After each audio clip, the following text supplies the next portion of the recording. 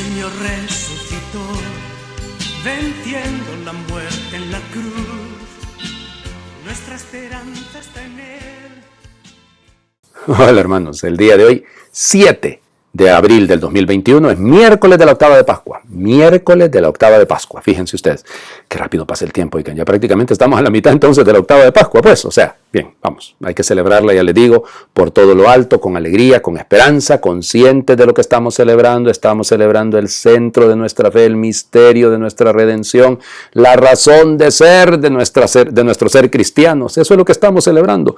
La pasión, muerte y resurrección del Señor. Si Cristo no hubiera resucitado, vana sería nuestra fe, vana sería nuestra esperanza, seríamos los más tontos de los hombres, dice San Pablo. Pero no ese es el texto que leemos el día de hoy, por cierto, ¿no? Pero bueno, vamos. A ver, recuerden, no estoy hablando de ningún santo en estos días, les prometo, si Dios nos conserva en vida, a ustedes y a mí, el próximo lunes retomaré esta práctica porque quiero centrarme sobre el tema de la octava de Pascua. Y ya ven que ayer, oigan, qué pena, se me pasó la mano con tanto que estoy hablando en estos días. Y lo peor del caso, oigan, es que yo digo, voy a hablar poquito porque ando todavía un poquito resentido de la garganta, entonces voy a dejar que no sea así. Pero bueno, ya ven ustedes. Y lo peor del caso es que el evangelio de hoy, ay Dios mío, qué evangelio más lindo y qué evangelio más largo. Pero bueno, antes de eso, Hechos de los Apóstoles, ya saben, capítulo 3, versículos del 1 al 10. En aquel tiempo Pedro y Juan subieron al templo para la oración vespertina, a eso de las 3 de la tarde. Había allí un hombre lisiado de nacimiento, a quien diariamente llevaban y ponían ante la puerta llamada la Hermosa, para que pidiera limosna a los que entraban en el templo. Aquel hombre, al ver a Pedro y a Juan, cuando iban a entrar, les pidió limosna. Pedro y Juan fijaron en él los ojos y Pedro le dijo, míranos. El hombre se quedó mirándolos en espera de que le dieran algo. Entonces Pedro le dijo, no tengo ni oro ni plata, pero te voy a dar lo que tengo. En el nombre de Jesucristo Nazareno, levántate y camina. Y tomándolo de la mano, lo incorporó. Al instante sus pies y sus tobillos adquirieron firmeza. De un salto se puso de pie, empezó a andar y entró con ellos al templo caminando, saltando y alabando a Dios. Todo el pueblo lo vio caminar y alabar a Dios. Y al darse cuenta de que era el mismo que pedía limosna sentado junto a la puerta hermosa del templo, quedaron llenos de miedo y no salían de su asombro por lo que había sucedido. Palabra de Dios. Te alabamos, Señor. Y cualquiera se asusta, oigan, sin duda. Imagínense usted ve una persona todos los días cuando sube a rezar al mismo lugar, que sabe usted que está lisiado y de repente empieza a brincar y a saltar y todo aquello, claro que se llena usted de susto. Literalmente dice temor, ¿ok? Porque acuérdense que es la tradición lucana, entonces habla de temor, se llenaron de temor, o sea, no miedo. Lo que pasa es que estas traducciones a veces hablan de miedo, pero el miedo paraliza, el temor es una actitud de estupor, es una actitud de respeto frente a un misterio que nos sobrepasa, que no podemos entender.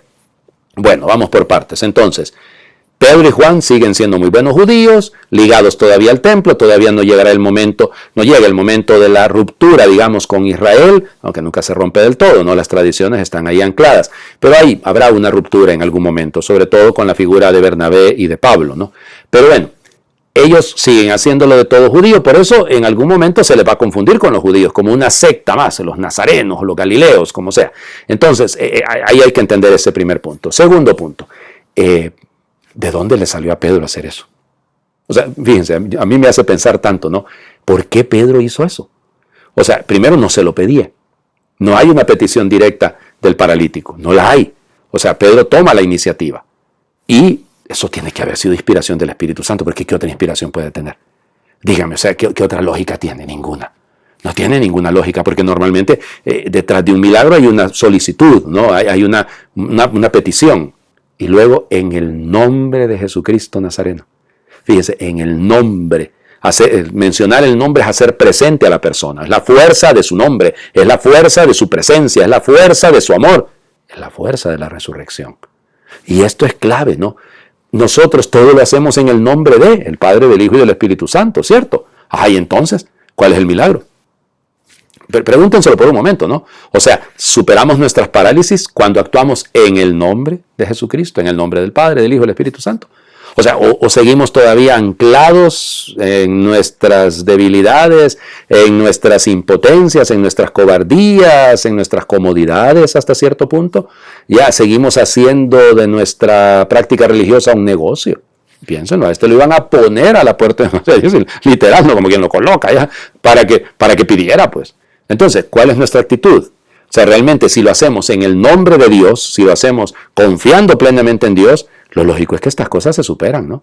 No digo necesariamente la parálisis, no estoy hablando de superar necesariamente una enfermedad, que puede darse, pero es superar aquello que nos impide ver. Por eso, míranos. Ese míranos, fija la mirada. O sea, y ver más allá de Pedro, ver más allá de Juan, ver más allá ¿cómo les diría?, de la mediación de la iglesia. Ver al verdadero mediador, que es Cristo. Ver a su divina misericordia. Ver su amor omnipotente. Eso es, fijar la mirada en Cristo. Aunque a veces se ha transparentado Cristo por las pobres formas, la pobre figura de nosotros. El Evangelio. Bueno, el Evangelio pudo haber sido leído el domingo pasado en la noche, porque es el Evangelio que se propone para al caer la tarde. Ya saben cuál es, ¿no? Lucas, capítulo 24, versículos del 13 al 35. El mismo día de la resurrección, iban 2 de los discípulos hacia un pueblo llamado Emaús, situado a unos 11 kilómetros de Jerusalén, y comentaban todo lo que había sucedido. Mientras conversaban y discutían, Jesús se les acercó y comenzó a caminar con ellos. Pero los ojos de los 2 discípulos estaban velados y no lo reconocieron. Él les preguntó, ¿de qué cosas vienen hablando tan llenos de tristeza? Uno de ellos, llamado Cleofás, le respondió, ¿eres tú el único forastero que no sabe lo que ha sucedido estos días en Jerusalén? Él les preguntó, ¿qué cosa? Ellos le respondieron, lo de Jesús el Nazareno, que era un profeta poderoso en obras y palabras ante Dios y ante todo el pueblo. Cómo los sumos sacerdotes y nuestros jefes lo entregaron para que lo condenaran a muerte y lo crucificaron. Nosotros esperábamos que él sería libertador de Israel. Y sin embargo, han pasado ya 3 días desde que estas cosas sucedieron. Es cierto que algunas mujeres de nuestro grupo nos han desconcertado, pues fueron de madrugada al sepulcro. No encontraron el cuerpo y llegaron contando que se les habían aparecido unos ángeles, que les dijeron que estaba vivo. Algunos de nuestros compañeros fueron al sepulcro y hallaron todo como habían dicho las mujeres, pero a él no lo vieron. Entonces Jesús les dijo, qué insensatos son ustedes y qué duros de corazón para creer todo lo anunciado por los profetas. ¿Acaso no era necesario que el Mesías padeciera todo esto y así entrar en su gloria? Y comenzando por Moisés y siguiendo con todos los profetas, les explicó todos los pasajes de la Escritura que se referían a él. Ya cerca del pueblo a donde se dirigían, él hizo como que iba más lejos, pero ellos le insistieron diciendo, quédate con nosotros porque ya es tarde y pronto va a oscurecer. Y entró para quedarse con ellos. Cuando estaban a la mesa, tomó un pan, pronunció la bendición, lo partió y se lo dio.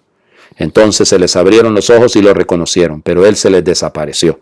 Y ellos se decían el uno al otro, con razón nuestro corazón ardía mientras nos hablaba por el camino y nos explicaba las Escrituras. Se levantaron inmediatamente y regresaron a Jerusalén, donde encontraron reunidos a los 11 con sus compañeros, los cuales les dijeron, de veras ha resucitado el Señor y se le ha aparecido a Simón. Entonces ellos contaron lo que les había pasado por el camino y cómo lo habían reconocido al partir el pan. Palabra del Señor. Gloria a ti, Señor Jesús. Bueno, díganme, ¿y ahora cómo hacemos? Porque este texto es que no es precioso, es hermosísimo. O sea, es un texto que yo, discúlpenme, o sea, y por favor que nadie me lo tome a mal, no logro entender a nuestros hermanos separados, a los pentecostales, a los protestantes, que no creen que Cristo está realmente presente en la Eucaristía. No lo logro entender. O sea, ¿qué leen? ¿Qué es lo que dice ahí? Lo que dice es claro, ¿no? O sea, este Cleofás y el otro discípulo, que no es la esposa, que por ahí ha aparecido alguno diciendo que era la esposa, habla de 2 discípulos y habla de 2 varones. O sea, el término habla de varones, esto no está despreciando a María, la de Cleofás, que de hecho estuvo en la cruz. Recuerden que lo que nos dice el relato mismo de Lucas. Ahora, no, aquí no entra el problema. El detalle es otro, ¿no? Es esos descorazonamientos en los que a veces vivimos. Nosotros aguardábamos. Una cosa no son nuestras ideas y otras son las de Dios. Admitamos eso. Unas cosas son nuestras ideas y otras son las de Dios. Luego, noten cómo Jesús se hace compañero de camino. Él, frente a la tristeza, frente al dolor, frente a la discusión, el término que se utiliza para hablar de lo que el mismo Lucas va a contar en el Evangelio de la Infancia, cuando Jesús está en el templo y discute, es un término técnico para hablar de lo que hace el diálogo con los sumos sacerdotes, no con los sumos, con los sacerdotes, no discuten la ley, tratan de escudriñarla, descubrir qué es lo que hay detrás. Eso es esa discusión, no es una pelea, sino es el escrutar la palabra de Dios, es rumiarla. Hay algunos de nosotros que nunca la leemos, ni siquiera, y mucho menos la escrutamos, mucho menos buscamos conocerla mejor, y ahí está nuestro error, ahí está nuestro primer problema. Tenemos que aprender a conocer la palabra de Dios y a conocerla muy, pero muy bien. Bueno, y Jesús dice pero qué necios, qué torpes, literalmente, qué torpes son, qué lentos para entender. Y luego comenzando, les explicó con todas las escrituras. Una vez a mí me tocó en una broma, y es cierto, resulta ser que uno de los muchachos de la pastoral juvenil en la parroquia donde yo estaba antes me dice: padre, ¿y cuánto se tardará uno en lograr entender estas cosas? Y vine yo y le dije bromeando: depende, papá, le digo más o menos como 11 kilómetros. Me quedó viendo. Sí, claro, porque ¿qué es eso? Dice el texto que se tardó eran de Jerusalén a Emaús, eran 11 kilómetros. Y Jesús les explicó en todas las escrituras lo que se decía de él. Entonces, no me entendió el muchacho, tuve que explicarle después, pero eso es lo que dice el texto, ¿no? Bueno, miren, qué lindo eso, es el aperitivo, ¿no? Es la explicación de la palabra, es la explicación de la profecía, es la explicación del Antiguo Testamento, es la explicación de la tradición judaica. Es eso, ¿no? Ahí está. Y ardía nuestro corazón, van a decir después. Sí, pero todavía no lo reconocen. Usted puede saberse muchas cosas de la Biblia. Usted puede haber escrutado mucho la Biblia y empieza a saborear, empieza a atisbar por dónde van los tiros, por dónde van las cosas. Pero realmente lo va a reconocer hasta el momento de la fracción del pan. Por eso, a mí otro elemento que de repente es probablemente redaccional, o sea, que es Lucas el que redacta de esta manera y se acabó, ¿no? Hizo ademán como que iba de largo, o sea, que iba pasando. Y eso a mí me llama la atención. ¿Para dónde vas, Señor? O sea, ¿para dónde vas? Yo no puedo dejar que el Señor se vaya. No lo puedo permitir, así como Abraham en el encinar de Mambré, cuando aquellos hombres iban a destruir Sodoma y Gomorra, dos que se vuelven uno, la Santísima Trinidad. Y que no pases de largo, Señor mío, sin detenerte. Lo mismo. Que no te vayas de largo, Señor, que no te vayas lejos. Quédate. Te necesitamos, oscurece. Ay, Señor, este mundo nuestro, Señor, necesita tu luz, necesita la luz del cirio pascual, necesita la luz de la esperanza.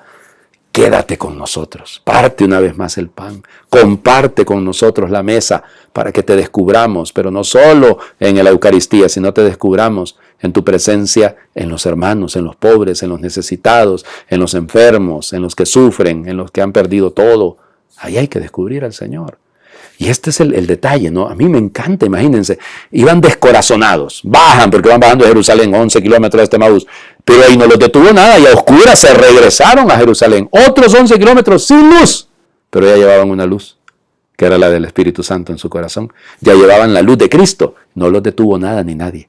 Y luego, no le creyeron a las mujeres, vaya, grave error, ¿ya? Pero se le ha parecido a Simón, a Pedro. Claro, porque Pedro es la cabeza, porque Pedro, representa la iglesia. Donde está Pedro, ahí está Cristo, donde está Pedro, ahí está la iglesia. Lo siento mucho, nos guste o no nos guste. Esa es la doctrina de la iglesia católica, punto. Eso es lo que tenemos que sacar. De veras ha resucitado. Y se le apareció a Simón, de verdad ha resucitado. Ya les digo, miren, ¿cómo probamos que Cristo resucitó? Por el testimonio de los que se dejaron matar por esta mentira, por esta histeria colectiva, por esta esquizofrenia que padecían. No, Señor, es que el testimonio de ellos es la clave. La tumba vacía no es prueba. La prueba es que los que vieron la tumba vacía, después lo vieron a Él. Y van a ser testigos confiables. Nosotros no estamos amparados sobre locuras, estamos amparados sobre el testimonio de los que comieron con Él, de los que le vieron a Él. Y por eso nuestra iglesia es apostólica. Eso es el sentido de esto también. De ahí vienen los sacramentos, de la fidelidad de los apóstoles. ¿Cuánto tendríamos que agradecerle al Señor por todo esto, no? Bueno, les invito a hacer oración. ¿Otra vez? Don José Luis Martín Descalzo. Lo mismo que los dos de Emaús aquel día, también yo marcho ahora decepcionado y triste, pensando que en el mundo todo es muy fuerte y fracaso. El dolor es más fuerte que yo. Me agota la soledad y digo que tú, Señor, nos has abandonado. Si leo tus palabras me resultaron insípidas. Si miro a mis hermanos me parecen hostiles. Si examino el futuro solo veo desgracias. Estoy desanimado. Pienso que la fe es un fracaso, que he perdido mi tiempo siguiéndote y buscándote. Y hasta me parece que triunfan y viven más alegres los que adoran el dulce becerro del dinero y del vicio. Me alejo de tu cruz. Busco el descanso en mi casa de olvidos, dispuesto a alimentarme desde hoy en las viñas de la mediocridad. No he perdido la fe, pero sí la esperanza, sí el coraje de seguir apostando por ti. Y no podrás salir hoy al camino y pasear conmigo, como aquella mañana con los 2 de Emaús. ¿No podrías descubrirme el secreto de tu santa palabra y conseguir que vuelva a calentar mi entraña? ¿No podrías quedarte a dormir con nosotros y hacer que descubramos tu presencia en el pan? Amén. Claro que puede.